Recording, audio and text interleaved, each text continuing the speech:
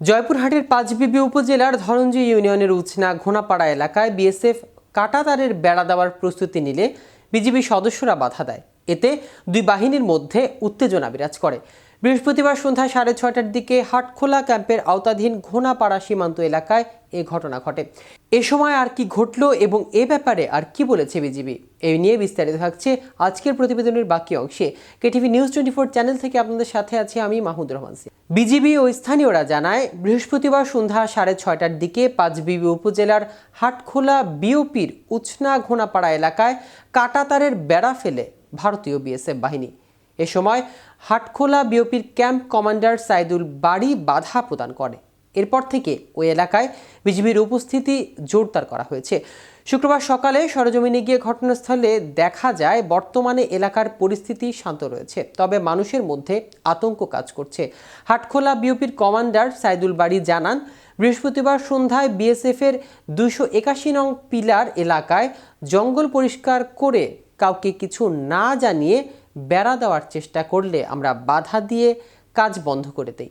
পরিস্থিতি বর্তমানে শান্ত রয়েছে।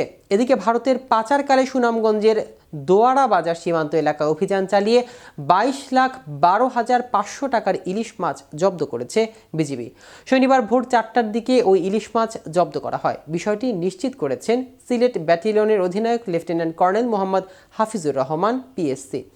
জানা যায়, শনিবার ভোর রাত 4টার দিকে সুনামগঞ্জের দোয়ারা বাজার সীমান্ত এলাকা দিয়ে বাংলাদেশ থেকে ভারতে পাচারকালে গোপন সংবাদের ভিত্তিতে সিলেট ব্যাটালিয়ন দোয়ারা বাজার সীমান্ত এলাকার বিশেষ অভিযান পরিচালনা করে 885 কেজি বাংলাদেশি ইলিশ মাছ জব্দ করা হয়, যার বাজার মূল্য 22,12,500 টাকা।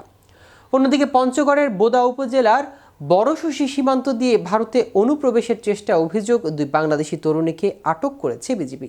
গতকাল শুক্রবার সন্ধ্যায় বড়শশী ইউনিয়নের মায়াপাড়া সীমান্ত এলাকায় 777 নম্বর মেইন পিলারের 11 নম্বর সাব পিলার সংলগ্ন এলাকা থেকে তাদের আটক করা হয়। পরে অনুপ্রবেশের চেষ্টায় অভিযোগ করা মামলায় গ্রেফতার দেখিয়ে তাদের বোদা থানা পুলিশের কাছে হস্তান্তর করা হয়। এই ঘটনায় গতকাল রাত 12টার দিকে নীলফামারীর 56 বিজিবি ব্যাটালিয়নের আওতাধীন বড়শশীর বিওপি কমান্ডার নায়েব সুবেদার AKM আলী আজাদবাদী হয়ে বোদা থানায় একটি মামলা করেছেন। ওই মামলায় তাদের গ্রেফতার দেখিয়ে আদালতে তোলার প্রক্রিয়া চলছে বলে জানিয়েছে পুলিশ। বিজিবি ও মামলার এজাহার সূত্রে জানা যায়, গতকাল সন্ধ্যা 7:30টার দিকে ওই এলাকায় টহল দিচ্ছিল বিজিবি। এ সময় শূন্যরেখার প্রায় 150 গজ ভেতরে ওই দুই বাংলাদেশি তরুণকে হাতে নাতে ধরে ফেলে বিজিবি। ওই ব্যক্তিরা বিজিবির জিজ্ঞাসাবাদে জানান, তারা স্থানীয় এক দালালের সহায়তায় ভারতের কাজ করার উদ্দেশ্যে সীমান্তে অতিক্রমের চেষ্টা করেছিল। এজন্য তারা 5,000 টাকা করে দালালকে দিয়েছেন। তবে তাদের আটকের সময় ঘটনাস্থলে ওই দালালকে খুঁজে পায়নি বিজিবি। তো দর্শক, আজ এ পর্যন্তই। নিত্য নতুন সকল আপডেট পেতে কেটিভি নিউজ 24 এর সাথেই থাকুন। ধন্যবাদ সবাইকে।